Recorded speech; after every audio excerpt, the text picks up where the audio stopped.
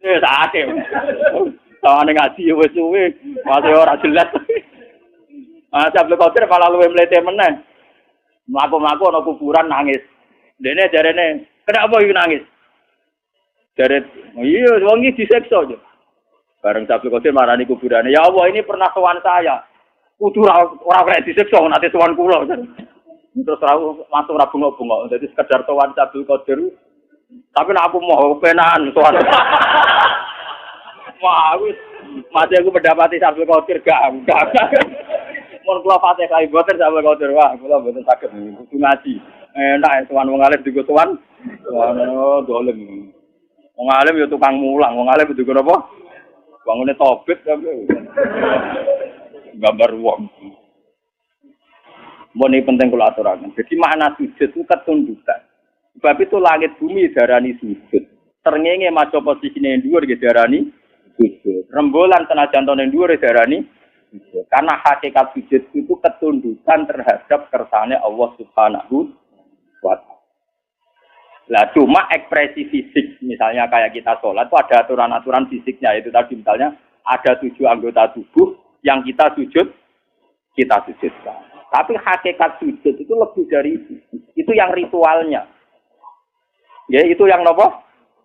Makanya ketika Abu Bakar itu dikatakan Nabi Abdulun Nas, itu banyak sahabat yang ibadahnya jauh di atas Abu Bakar. Masalah tahajudnya, qiyamul lailnya, puasanya.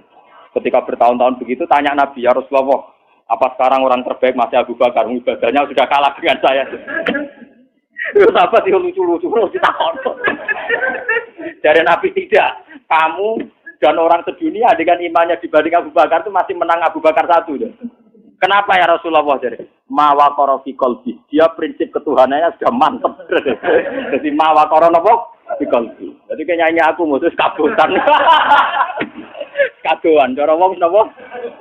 Wong 3 tahun gak penyanyi. Tau mongi. Kudune ora 3 tahun dalah ilmu. Nak nyanyi aku suwidak tahun. Iku mau banding sak jam. Banding pinten? Lho boten nanten tenan. Nak ulama njen mandi tenan. Mboten nanten mandi. Saya hingga detik itu masih belajar ihya. Saya itu punya ihya entah berapa sampai lali. Sinaune khatam piro nganti lali.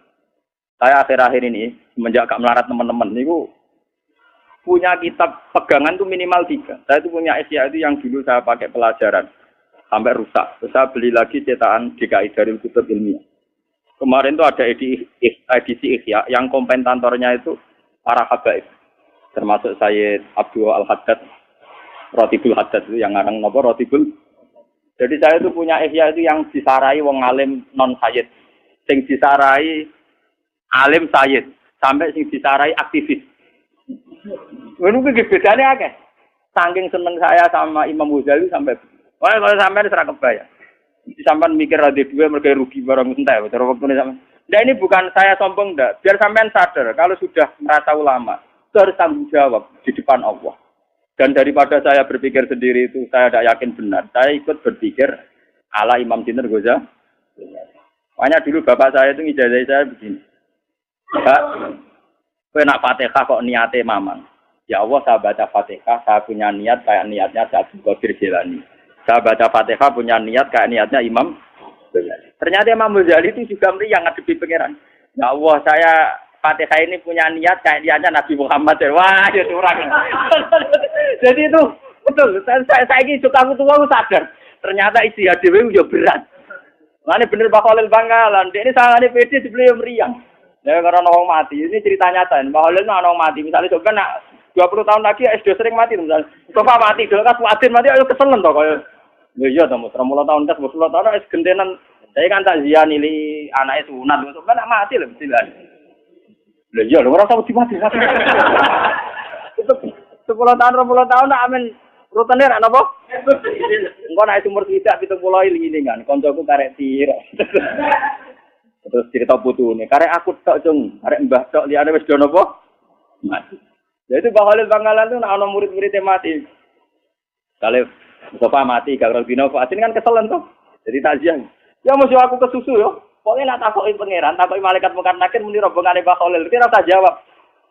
Gitu. Mergo dekne mau nalkin marab buka manabiuka wa madinuka. Itu kan yo jadi. Daripada kesuwen itu wis pokoke kandhani yo, nak takoki mungkar nangkir kira rombongane Mbak Khalil. Kok misalnya nggone Fatin, ya sing Mbak Khalil.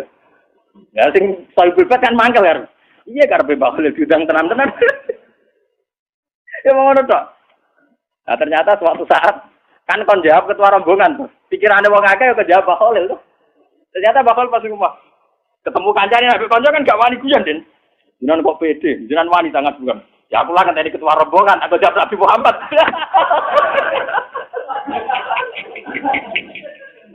Aku lah yang tadi apa? Ketua rombongan. Ya, nak muka nangkir kan sini Muhammad meriang dah. Mungkala Abdul, kalah apa?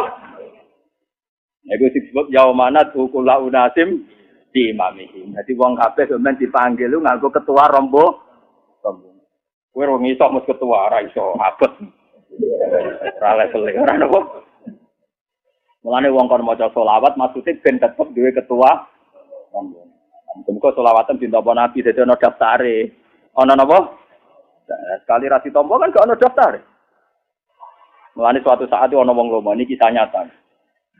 Ada seorang dan ini pas butuh ya, bukan bisnis. Saya ulang lagi ini pas butuh tidak bisnis. Ada seorang syarifah masih cucunya Nabi, dia itu kelaparan. Dia kelaparan, walhasil dia itu minta sama seseorang.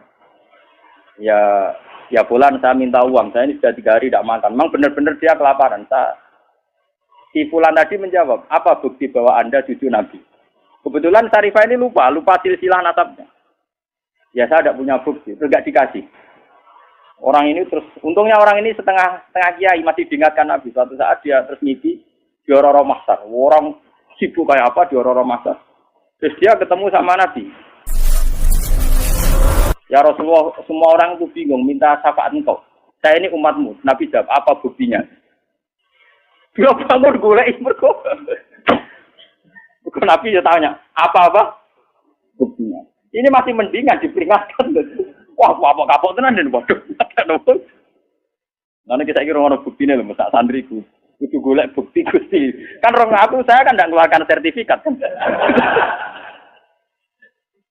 Jadi kalau sujud Anda tidak diterima, artinya ra ditulis ning notaris Tuhan, paham nggih? Mulane syarat ibadah ditampa ana kira mangka tidin ya'lamu nama tab alun. Kudu nganti ditulis. Jadi syarat ibadah ditampa kudu nganti ditulis. Untuk sampai tulisannya sampean bulet-buletan setip-setipan. Lho nggih ngamal wong ngeten misale sampean saiki salat ikhlas. Bariku kecampuran riya mbek malaikat dibuset. Bar sedekah bariku ngundat-ngundat dibuset meneh. Bariku bar sedekah pamer dibuset meneh. Mulane disebut Quran la tusilu sadaqatikum bil manni wal adha. Iya ana catetane tapi catetan dihapus busok dicorek. Atau kan laporane ku ndi catetanmu? Paham? Makanya pangeran sering ngendikan wala tusilu amalakum. Ibadah kok coba batal loh. Misale sedekah batale bil manni wal adha. Begitu juga mulang, itu batale ora ngundat-ngundat.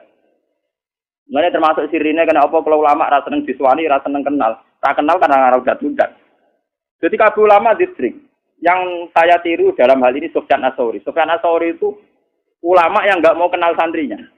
Mulang ning titik tapi syaratnya suatu saat dia kecemplung sumur. Pengiran itu lucu, ulama gede kok kecemplung apa? Oh, dan pengiran itu duwe seni. Mulai separuh ada di Imam Sufyan Ats-Tsauri, tapi mungkin sampai 2/3%. Dan arah kenal kan gak kepen udah kenal orang udah piye. Gimana hidup kenal kalau elek-elek itu iki kenal gak Mustafa itu kadung takdir napa? Takdir. Ayo bareng kecemplung sumur iku didelok wong akeh sik kaya pengumuman ngene kan sumur ning Arab iku ning niku teng Irak ya bae. Sufyan Ats-Tsauri ini guru Imam Malik termasuk tiyang top. Imam Syafi'i di murid Imam Malik. Imam Malik punya guru Imam Malik. Imam Malik punya guru di atasnya lagi. Termasuk sinten Sufyan Ats-Tsauri itu populer sekali. Dan ini didelok wong akeh. Dia itu lama terkenal. Enggak ada hadis Bukhari Muslim yang tidak menyebut sinten Sufyan Ats-Tsauri. Ini gue cek ngumumno. Apa di antara kalian tuh mau nolong saya semua? Iya ya Imam. Tapi hal minkum mayasmaul hadis. Apa di antara kalian pernah ngaji saya? Semuanya pernah. Kalau begitu saya tidak mau. Berkau khawatir tak ditulung aku jadi opai dia mulang nopo. Modal kalian dulu. Boleh wong kira tahu ngaji dia opai kelas. Berkau sak kawasan gue tahu ngaji. Sampai sore melarati ra karuan. Lho wangelan akhire ana sing mulo wayu golek liya desa wangelan. Kowe tau kenapa sobat mboten ayo beneran.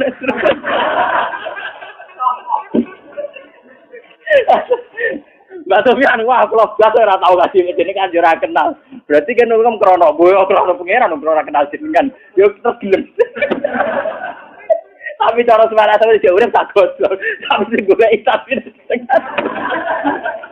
Cara semana sampe dia urip tanya. Tapi sing golek roti sing niku satu jenengan. Kok doa. Ya tapi wis kabudut saiki dene swarga wis mbok. Tapi sampe nek ketemu tetep tak takokno.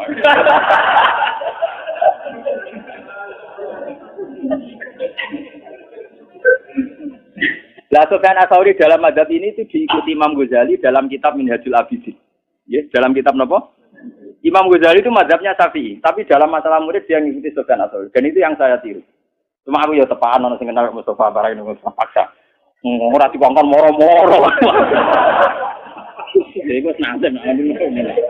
Padahal ora karep. Iya karep beda iki. Sufyan Ats-Tsauri itu diikuti Imam Ghazali. Makanya di Minhajul Abidin itu Imam Ghazali menerangkan, jika Anda punya penyakit hasad sama orang mukmin karena kamu vonis medit atau kamu vonis apa, maka kuncinya satu, kamu jangan kenal. Misalnya kita Pak D, Pak Lek, konco, kowe nganti ngukumi medit karena apa? Karena kenal. Sampean tahu uangnya situ 1 miliar, tapi ngekek gue mau 5.000. Sampean tahu dia punya mobil 3, nyileh ora oleh. Kamu kenal karena kamu toma. Karena kenal kamu toma. Kalau toma terus punya kriteria, nak gangge duwe akeh barani medit, gak jadi mobil barani medit, ketemu rata kok barani angkuh. Padahal mungkin di Jakarta, di Surabaya, di Medan banyak orang lebih angkuh, lebih medit. Tapi karena kamu tidak kenal, tidak pernah menvonis kan? Karena tidak kenal. Makanya Sufyan Ats-Tsauri ketika dia tanya, kenapa Anda, kata Nabi kan orang disuruh banyak kenal orang, tapi engkau kok kebalikannya. Ya mereka nak kenal terus kecewa, nak terus kenal ya Allah. Jadi kalau sampai ini takdir, nak takdir lah, nak maksudnya takdir kenal ini oleh. Makanya saya itu tidak mau, meskipun kalau kiai populer mau organisasi, nah, di organisasi orang hisape, berpaham gitu. Tapi nak takdir kan, mana hisap pangeran. Sing pulau pengen kenal Mustafa di sini tentu Gusti. Karena kan nggak lewat organisasi.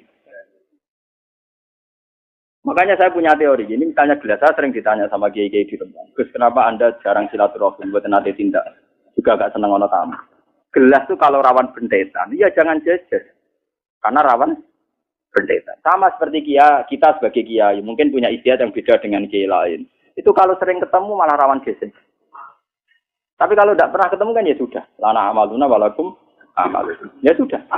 Makanya ini siri saya kenapa sama. Lu tuh banyak loh santri-santri sarang yang dulu ngaji saya itu kalau kolnya bapak itu minta undang sampai nangis. Lagi legus khole bazuber khol sarang jenengan ngundang khole apa jenengan kok jenengan mboten undang. Gak dosa teko. Bukan apa, saya ini merasa ada siapa-siapa. Itu sampai nangis, semua suara saya itu nangis. Bu, kalau nak khole apa jenengan sudah gak. Itu sampai orang sing ngakali. Acarane bareng nang Rembang, mboten dolan Gus mampir. Bukan apa, ini sebetulnya ilmu ya. Ini memang kalau kita terlalu kenal mungkin banyak target. Ngaku murid kok gitu-gitu saja ruwet. Jadi kita juga punya trauma sama orang yang kuper, yang ra gelem kenalan, tapi juga punya trauma sama wong sing kenal terus diorganisasi, terus ngasih lo duit jadi pundi-pundi uang itu juga saya khawatir. Kira aku dewa nataku, tapi sama tak didono. Biar kejanggalan sampean pada saya itu terjawab. Tak pikir sampean khusus nuzon, nah aku dialasan itu. Tapi kan tetep ora paham, kemudian ora tau mulang, ora tau sinau. Itu Sufyan Ats-Tsauri wis gak mangke ceplong sumur. Angger wong penulung cek. Hal minkum mayasmaul hadis minni. Apa di antara kalian pernah ada yang ngaji hadis sama saya? Ya siapa? Kuluna pernah, kita semua Idan saya ada butuh. Mau tenang ditulung. Wah, akhirnya mau golek wong sira ono kenal akhirnya gelem. Mergo ora tau ngaji deh. Tetapi cara mengenal sebentar tak takon nang suara. Tapi sing goleki tetep santrine. Piye kira-kira jape dhek ku piye? Paling ngene cangkem wae. Tapi tetep lakon. Ya kan, ya kan gak mungkin apa Mustafa warga bukan. Kan diwara ulama-ulama ngoten. Lah ape gejolokan apa ulama ndak ape gejolokan apa. Totalan duit rapati di duit. Paling cocokan-cocokan ngoten niku. Itu Imam Ghazali ngikuti itu. Karena Imam Ghazali sadar di era beliau, Imam Ghazali lahir tahun 400 kapudute 505 Hijriah. Nggih, kula baleni malih. Imam Ghazali lahir tahun 550, kapudute 505. Itu era-era orang-orang hebat. Itu wis ana drengki. Imam Ghazali pernah jadi rektor Nizamiyah. Itu diangkat oleh presiden namanya Nizamul Mulk. Itu sudah banyak yang drengki karena kumpul orang mesti dia difasilitasi namanya rektor. Di Baghdad itu dulu sudah maju. Dia akhirnya minggat, gowo timber tok gem jahit, minggat ning alas. Ya dia kalau ditanya, jenengan mulang ku ana manfaate akeh. Jabe dene ya tapi madharate akeh wong hasud wong drengki. Tapi jenengan kan manfaat. Nek aku ngerasa manfaat malah ra manfaat uga ilmuku pangeran. Aku nak ngerasa manfaat malah gak manfaat. Pokoke sing ngandani dibantah. Mungkin wis kenal pangeran wis dikandani. Akhirnya sing takok aku atir takok. Lah kok beto tiba. Mergo mingate kok go tiba wis gem jahit. Beto gem jahit lho, gem. Lan kula nu tentas kula sing ngono ya gem takok Imam Ghazali. Kula nganti sakniki nak sarung kula sing bedan niku tak jahit ya. Kok sing kaitan go salat nganti saiki tak jahit. Kenapa betul timba? Mereka mulai pangeran. Butuhku suami ku pangeran sholat tok. Sholat itu butuhnya banyu. Banyu kaitannya be timba. Jadi aku gak timba tok. Kebutuhku neng alas mau. So, aku betul tok. Sekarang aku mau cerita. Nah, saya tak jahit. Ya itu seminggat. Minggat di hutan terus dia ngarang Ihya. Ngarang Ihya, ngarang Minhajul Abidin. Semua kitabnya beliau itu dikarang di hutan. Tapi hebatnya beliau meskipun ngarangin di hutan, beliau tetap ngarang muamalah bil khalqi. Misalnya kalau sama istri baiknya kayak apa, nak ketemu santri kayak apa. Maksud dia ya bilang, tapi santri sing apik, sing alus, bojo sing alus. Jadi dia ning alas, urusan mbek wong. Tapi dia tetap ngomong begitu. Ya kan lucu tuh. Nah, sebenarnya dia minggat di alas itu trauma. Ini kula nanti cerita tentang mriki. Beliau sempat iktikaf ning Masjid Aqsa. Tapi dia rektor populer sekali. Pas iktikaf ning Masjid Aqsa, dia gak ada yang tahu kalau dia Imam Ghazali. Ya namanya wong soleh kan itikaf itu neng masjid kan orang ini klub, dia tetap neng masjid. Kan kamu gede neng gon wisata. Bareng pas dia bebo melok ngaji, pokoknya kepen dadi wong awam. Ternyata si ustadznya yang mulang itu dia muni Kolal Ghazali, sedikit nyebut kolal apa? Itu Imam Ghazali ada di situ. Wah, meriang deh. Wah, nak aku itikaf neng kene susu konangan aku Imam Ghazali bar terus minggat lagi. Jadi dia minggat di hutan sebenarnya dari beberapa pilihan. Berkali-kali dia minggat di masjid. Ternyata guru-guru di situ pegangannya kolal. Yang kula sak kula nate ngalami bolak-balik. Kula biasa nganti sak nitong pasar. Karena iki Nur Salim lho sing ngalim jenenge Gus Ba. Jenengan kenal itu kok itu kula. Waduh. Wah, makane. Iki ngertos sak ngono ya. Lah jenengan apa are waduh. Jenengan kok aneh-aneh mboten urusan kula. Karena saya memang nggak pernah pidato, hingga detik ini nggak pernah pidato. Saya berkali-kali. Nanti saat ini sering kalau badai teng sarang, itu kan sering ngebis, sering gue mobil, sering pas ngebis sering diceritain. Anak gue harus sekolah teng sarang, pun alia, ya alhamdulillah pun ngalim dia meninggal. Udah gurunya itu saya. Pas saya ke situ tuh mau mulang. Bareng pas jalan dia mau ke madrasah, bareng belajar apa itu budi, badai di madrasah. Bareng ketemu anak-anak sudah nyusup pulang. Masuk aja ini Gus Ba, satu singkir. Wah matanya. Itu saat saya aja ngalamin gitu, apalagi imam itu. Gus, itu tidak ada yang kenal di Palestina. Semua kenal Kolal Ghazali, tidak tahu orangnya. Gak ngerti orangnya sedang itikaf. Ya wudhu, cara saya turun isor beduk lah kemana kemulan terus ngerti. Wah, cara saya ini. Nah ini hanya amar panjang ini. Oh, orangnya aman. Kowe ora bodoh, pancen bodoh tenan. Kula nu ndek kanca niki kisahnya. Kula nu ndek kanca niku mulai mondok niku puluhan tahun kalian kula. Ora alim, mergo senengane dukun. Beda senengane apa? Dukun. Orang alim, nanti saiki nyai orang alim, dhewe tetep orang alim. Iku tiap ana wong takon, sajane kula ya iso, tapi wedi riya dadi ben dijawab Gus Ba. Wong kula kurang ajar. Ya kira pertanyaan angel-angel dek neng. Sajane kula ge saged, tapi timbang kula kuwatir riya, pamer kesane dijawab Gus Ba mawon.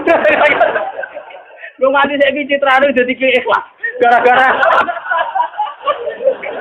oleh kurang ajar. Santri ku ada. Tapi isane paling maca takrib. Ngerti takoke hukum wis bulet tidak wis ra iso. Ana ra iso rombongane gak sowan aku. Niki Gus Badhe tak anglet. Jadi kula nggih saged wedi napa? Riya. Kurang ajar. Lah kanca sak kelas nggih wani mawon bae kula. Wah, nganti saya. Sing salam tablek yo Dek, sing mulya yo Dek. Wani saiki mumante nang ngelem. Insyaallah tiyang kok ikhlas ngoten Gus. Lah ikhlas buahmu. Buento. Jadi kita warai, kita bodoh kita ketara bodoh dari saja ini kalau sakit. Tapi mesti pak, semaan yang ngono kan misalnya rapatilanya, kalau mau coba masjid mau semak wong bulat tenan banyak. Paham ya, jadi ini kalau peringatan jenengan. Jadi nak sampean kenal tiang niati silaturahim. Silaturahim bagian dari sunnah Rasulillah. Tapi nak ra kenal wong niati ngilangi hasud drengki gedeng. Mergo wong drengki gedeng hasud mesti krana nah. Jadi agama itu senangannya melihat dua sisi yang baik semua. Nak kenal niati silaturahim, nak ra kenal niati ngilangi sifat kebencian. Karena orang itu bisa benci, hasud, tomak kalau Nah ini Imam Syafi'i itu lucu. Saya berkali-kali punya kitab yang Durur Syafi'i. Itu hanya nasihat-nasihatnya Imam Syafi'i. Nak nasihati dipek menang itu. Mau rata-rata ulama iki kados kula ngene. Iki cangkeme elek-elek tapi apik. Ana muridé cerita. Ya Imam Syafi'i, saya ini punya tonggo gedeng kula, sepundi. Man asa ilaika faqat atlaqaka. Wong ngeleki kowe malah enak to kowe bebas. Ora ngara utang kowe, misale kowe mobil mbok selip yo pantes wong wonge ra seneng ku. Misale kowe digawe ra buke berkat yo pantes wong wonge ra seneng. Terus Imam Syafi'i nak ngomong penak. Saya tahu apa lafadznya. Man asa ilaika faqat atlaqaka. Wong elek mbek kowe iku merdekakno ku. Iya lah, misalnya kowe ketemu aku go mobil gak go deki ra pantes mosok kowe Gus Pak ra dideki. Misalnya aku masuk sepeda motor Mustofa Kuduana suka nyeben tetep tak deki to Mustofa makhluk iki aku kenal. Tapi nak Mustofa terkenal tukang ngrasani kula ngelek-ngelek kok solip mereka. Lagi Imam Syafi'i nang ketika ada sepeda. Man asa ilaika faqat atlaqaka wong ngeleki kowe malah kalau ke wong kiai apal Quran atau kiai kan rata-rata ono sing gedeng malah penak to bebas jambatan teman. Nah, lan sing apik iku lho, sing apik iku ya dibagusi. Bagusi wong perintah Kanjeng kabeh sedanten ya apik kabeh, menyang pangeran gawe ku apik kabeh. Cuma kowe utekem iso nampa ta ora. Muridem antal imam jenenge imam tenan. Lah kula nganggo mantap sing ngoten pokoke enak. Ana ditekdir kenal, misalnya kalau Mustafa nang ditekdir kenal, anggap aja silaturahim. Nah, sing ditekdir kenal ngilangno hisab. Karena kalau tidak kenal itu tidak ada toma, tidak ada hasud, tidak ada memperbudak. Ini podo enak, pun aja itu jenenge sujud. Ini jenenge sujud. Tunduk ambek kabeh kersane pengen. Misalnya kita bojo sudah, ya enak. Kena arah harmonis pantas, mergo bojom ju. Bojom harmonis ora mbok lus-lus kan gak pantas. Mun bojo kula nganti saiki arep-arep kula ngamuk. Perkarane nggih ngoten. Kula jajal semua mau jenengan kepen mbok wales ora mbok wales. Malah enak ta, Mbak. Aku nak arep mah yo terus pantes. Orang ngekek ya pantes. Ngomong ngekek wong ngamuk. Jadi ajane gampang urip. Kowe terkenal di bojo judes, cara jarang goncekan, jarang harmonis, tangga maklumi. Mesti nyalano bojo, penak gitu bojo judes. Cara kowe rapati nafkah kowe mesti wong nyalano bojo. Kowe di bojo ramah lupa nabian. Kelaparan sih wong nyalano kowe kabeh. Wong bojo apike ngono dibaro kelas. Dadi ana pas Imam Syafi'i judes yo oke. Apik yo. Kowe lama tenan. Aku lho cek eling kata-katane. Man asa ilaika faqat atlaqaka. Wong sing eleki kowe berarti bebasno. Bebas tenan. Wong tukang ngrasani kowe elek kowe ketemu ning jualan cek apa solid kan kiamat. Kono yo maklumi. Perkarane jen musuhe. Wah, kowe damai. Aku lalu duwe kata-kata Durur Syafi'i. Terus Imam Syafi'i lucu nggih, Pak. Niki sing kanggo hafal Quran. Agar bunyi maca Quran ku khatam. Jadi luwih hebat Imam Syafi'i dibanding Gus Dur. Nah Gus Dur tak kok Gus, ada ini orang rasional kenapa kok sering ning kuburan? Tapi sama orang hidup ditipu melulu. Dari konconan wong urip dibodoni wae. Nah, orang mati kan sudah tidak bisa apa? Menipu. Iku yo nane Gus Dur. Jadi Gus kenapa sering ke kuburan? Habis dengan orang hidup sering apa? Ditipu. Nah Imam Syafi'i walian. Tiap malam tuh khatam Quran. Itu Imam Syafi'i sudah gitu itu masih kalah dengan Imam Bukhari. Imam Bukhari itu kalau pagi itu khatam sampai jam 4. Malamnya bayi khatam lagi sampai subuh. Jadi satu hari dua kan. Kalau ditanya kenapa Imam Syafi'i kok bisa khatam Quran tiap malam dan benar? Ya iya jagungan sampai wong sing tak senengi wae asik. Jagungan mbek menungso sing pinter wae asik. Pemeniki jagungan mbek pangeran. Dimang jagungan mbek makhluk, aduk jagungan mbek napa? Pangeran. Jadi dia ya asik saja. Dan dia dengan penuh ta'ajus. Ta'ajus itu angkuh tapi benar. Kalau bahasa Arab itu ya kalau sombong itu takabur. Tapi kalau sombong tapi benar namanya ta'ajus. Namanya ta'ajus. Jadi kalau sombong benar namanya ta'ajus. Dari Imam Syafi'i, "U'izu nafsi an ayatakallama bi makhluqin." Saya ini menghormati diri saya. Kalau saya bisa jagungan dengan Allah, ngapain jagungan sama makhluk? Jadi tiap ngaji kok eling penjagaan Mustafa. Ah, makhluk enteng. Maca Quran meneh. Misalnya kangen bojo anak, makhluk terus no. Sampai dia ringan baca Quran khatam karena dia mikir daripada jagungan mbek makhluk ora jelas. Ada jagungan mbek sinten? Allah Subhanahu wa ta'ala. Ulama dulu itu tertanam, ini namanya mikir. Dia sudah tertanam mikir. Sama seperti Sayyid Zainal Abidin itu pernah dia sholat, terus rumahnya itu roboh, kebakar. Ketika kebakar orang teriak-teriak, "Ya Sayyid Zainal Abidin, rumah Anda ini terbakar." Dia sholat asal. Sampai orang memadamkan api, bajunya mulai kena api itu dia masih sholat. Ketika ditanya, "Apa tadi Anda merasa ada api?" "Enggak, saya tidak merasa ada apa-apa." "Kenapa Anda tidak merasa apa-apa?" "Saya sedang asik dengan Tuhan." "Tapi tadi ada api, masih menakutkan murka Tuhan." "Aku kena geni paling mati, nak kena murkane pangeran. Gak barbar nganti dunia nopo." Itu orang dulu. Jadi orang-orang dulu itu memang wakorofikal hatinya sudah tertanam begitu, tidak sekedar sholat rutinitas. Tidak sekedar. Memang mereka sudah punya prinsip bahwa kebutuhannya kepada Allah itu hebat. Sampai Imam Syafi'i itu janggal. Wong kok asik jagoan makhluk itu maunya apa? Itu dia asik tiap malam baca Quran khatam. Terus pagi biasanya orang mereka 7:30 baru ngajar. Ngajar sama muridnya namanya Imam Muzani, Imam Buaiti sama Imam Rafi. Kalau ngajar beliau Imam Rafi bagian nulis, terus Imam Buaiti itu teman berpikirnya. Sama Ahmad bin Hambal itu termasuk ngaji. Ya ngaji aja ditanya. Paham ya? Terus ini pentingnya mikir. Nah itu sujud namanya. Dia sudah tahu. Kan kita misalnya sampai takut pengiran nak iso jawab. Mungkin nak sholat piro? Apa susuk 10 menit. Nak jagungan paling cepat.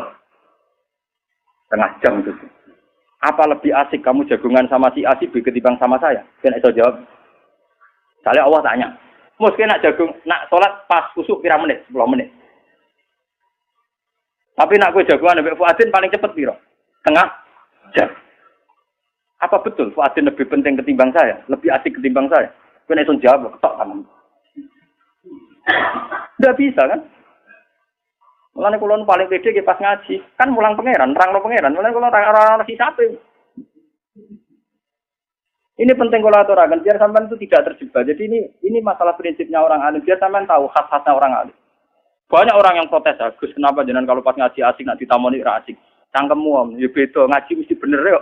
Nampa tamu ra mesti napa? Bener. Kecuali tamunya itu ya itu tadi nak tepaan takdir ya enggak apa-apa.